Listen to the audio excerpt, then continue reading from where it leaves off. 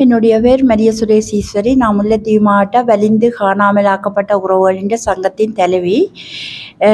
நாங்கள் 7 வருடங்கள் கழிந்தும் போராட்டம் தொடர்ச்சியாக எங்கள்கிட்ட உறவு கிடைக்கணும், உண்மையான நீதி கிடைக்கணும்ட்டு நியாயம் கேட்டு போராடி கொண்டிருக்கும் இந்த வேளையிலே தொடர்ச்சியான போராட்டம் மாவட்ட ரீதியிலே மாதம் நாங்கள் நடத்தி கொண்டு வரோம். அந்த வேளையில் நாளைய தினம் முல்லைத்தீவு மாவட்டத்திலே மாவட்ட செயலகத்துக்கு அருகாமை நாளை காலை 10 மணிக்கு எமது தொடர்ச்சியான போராட்டம் நடைபெற இருப்பதால் அனைத்து உறவுகளும் இந்த போராட்டத்திலே வலிந்து காணாமல் ஆக்கப்பட்ட உறவுகள், சமூக தொண்டு செய்கிற உறவுகள் மற்றும் எமக்காக ஆதரவு அளிக்கும் அமைப்புகள், எமக்காக ஆதரவிக்கும் தொண்டர்கள் அனைவரும், வர்த்தக சங்கங்கள் அந்த போராட்டத்திலே கலந்து கொண்டு எமக்கான உண்மைக்கான நீதி பெறுவதற்கான கிட்ட வந்துட்டோம். அந்த கதவை தட்டி கொண்டு நிற்கும் இந்த நிலையில நீங்களும் எங்களுக்கு ஒத்துழைப்பு வழங்கி இந்த போராட்டத்திலே கலந்து கொண்டு எமது உறவு கிடைக்க வேணுமிட்ட நீதிக்காக குரல் கொடுக்க வேணுமிட்டு சொல்லி இந்த நேரத்திலே அன்பாக நான் அழைத்து கொள்வதோடு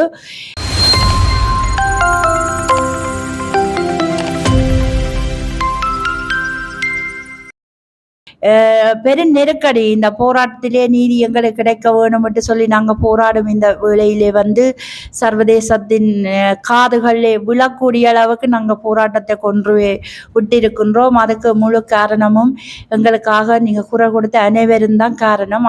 அந்த வகையிலே தான் நாங்கள் இந்த அழைப்பை இன்றைய தினம் நான் தனிநபராக வந்தில்லை, மாவட்ட ரீதியான ஒரு காணாமல் ஆக்கப்பட்ட உறவுகளின் சங்க தலைவியாக இதை ஊடக வெளிவிடுறேன். இந்த போராட்டத்திலே நாளைக்கு தவறாது எல்லோரும் கலந்து கொண்டு எங்களுக்கு குரல் கொடுக்க வேணும்ட்டு மீண்டும் உங்களை அன்போடு அழைப்பதோடு அடுத்த வேளையில் எங்களுக்கு டிஆர்சி என்ற அமைப்பை அரசாங்கத்தால் கொண்டு எங்களுக்கு பெரும் ஒரு தொந்தரவை தர வேண்டிய தேவை கொண்டிருக்குது. ஏனென்று சொன்னால் காணாமல் ஆக்கப்பட்டவர்களை இல்லாமல் செய்தால்தான் அவர்கள் இந்த எலெக்ஷன் கேட்பதாக இருந்தாலும் சரி, வீடு வீடாக ஓட்டு கேட்க வர்றவர்களாக இருந்தாலும் அவர்களுக்கு காணாமல் போனவே இந்த தலையீடு இருக்கு மட்டும் அவை எந்த ஒரு வேலையும் செய்கிறதுக்கு பெருந்தடையாக இருப்பதால் பல அமைப்புகளை உருவாக்கி பல உருவங்களிலே எங்களுக்கு ஊடுருவி கொண்டிருக்கின்றார்கள். அந்த வகையில ஓஎம்பியை நாங்கள் மறுத்து ஓஎம்பிக்கு எதிராக போராட்டங்கள் செய்ய திரும்ப இந்த ஒரு அமைப்பாக உருவாக்கி எங்களுக்கான அடுத்த சதித்திட்டம் செய்து கொண்டிருக்கிற இதுல மக்கள் தெளிவாக இருக்க வேணும்.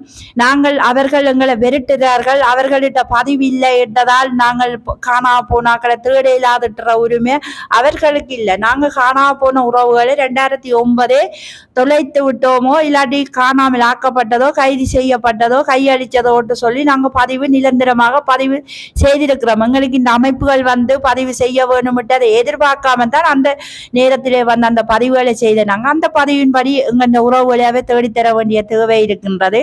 இதுல மக்களை மழுங்கடிக்கிறது எப்படி என்று சொன்னால் அந்த அவையின் வாக்குகளுக்காகத்தான் இப்ப தீவிரமாக இதை வேலை செய்து கொண்டிருக்கின்றார்கள். இதுல நாங்க ஒருபோதும் எந்த ஒரு ஆணைக்குழுக்களை கொண்டு வந்தாலும் நாங்க அதுக்கு தலை சாய்க்க மாட்டோம் என்பதோடு இந்த சந்தர்ப்பத்திலே இங்கே இருந்த அரசாங்கத்தால் சர்வதேசத்திலேயும் இந்த கட்டமைப்பை உருவாக்கப்பட்டிருக்கின்றது.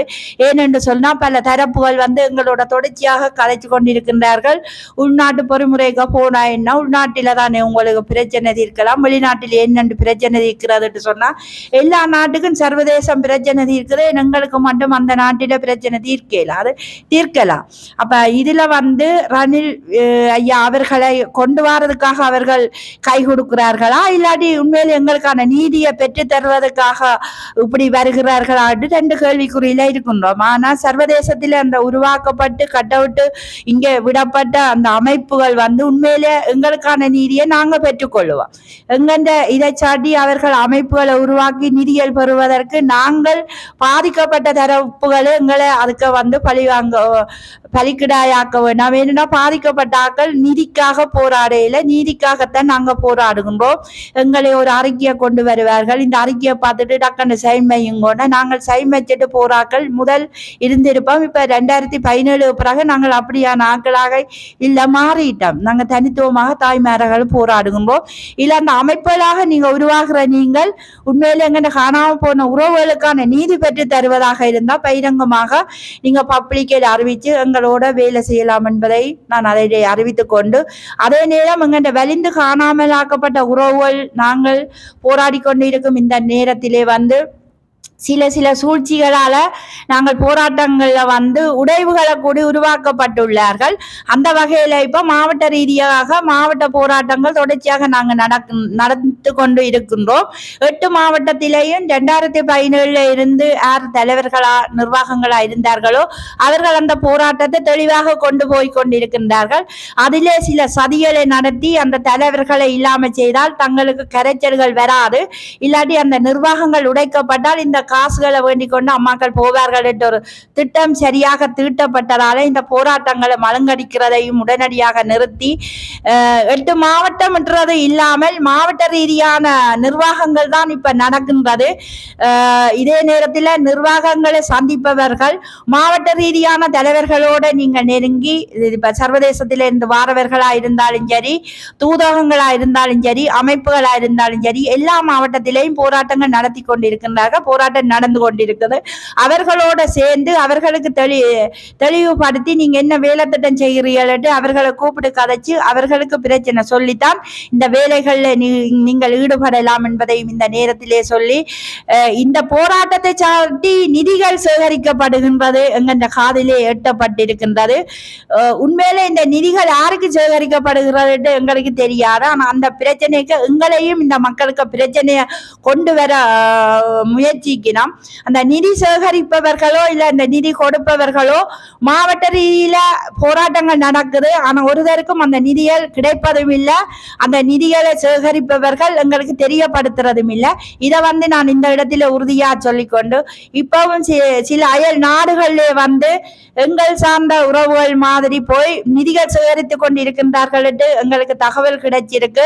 இதுகளை உடனடியாக நிப்பாட்டி எங்களுக்கான உண்மையான நீதியை பெற்று தருவதற்கான அனைத்து உறவுகளும் வர வேண்டும் என்று சொல்லியும், இந்த அமைப்பு ரீதியான இடையூறுகளை உடனடியாக நிறுத்தி நீதி கிடைக்க வேண்டும் என்ற போராட்டத்துக்கு ஒத்துழைப்பு வழங்க வேண்டும் என்று சொல்லியும், எங்களை காணாம போன உறவுகளை பிரித்து கையாண்டு அரசுக்கு எங்களை இரையாக்க வேண்டாம் என்றதையும் நான் இந்த இடத்திலே கூறுகின்றேன். ஏனென்றால் எங்கள உறவுகளை தேடும் எங்களை அரசுக்கு இரையாக்குகின்றார்கள் என்றுதான் நான் நினைக்கின்றேன்.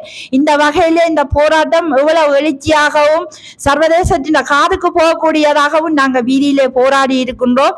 இதிலே எல்லோருக்கும் தெரியும், வீதியிலே 2017 இருந்து போராடின நாங்கள் இன்று வரைக்கும் வீதியில நிற்கிறோம். அதை தெளிவாக கொண்டு எங்களோட தொடர்பு கொள்ளவனும், அதே நேரத்திலே முல்லைத்தீவு மாவட்டத்துக்கிட்ட யாராவது நீங்க நிதி அனுப்புறீர்களா இல்ல நிதி சேகரிக்க வாரவர்கள் தொடர்பு கொள்றீர்களா இருந்தால் உடனடியாக எங்களை தெரியப்படுத்தவனும்.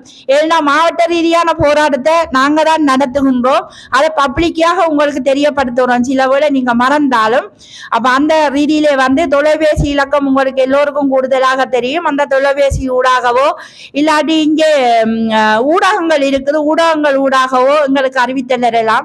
நாங்க தவறு செய்தாலும் சரி, இந்த மாவட்டத்தில் எந்த தவறு செய்தாலும் சரி, ஏன்னா மக்கள் நம்பி நாங்கள் போராட்டம் செய்கின்றோம்.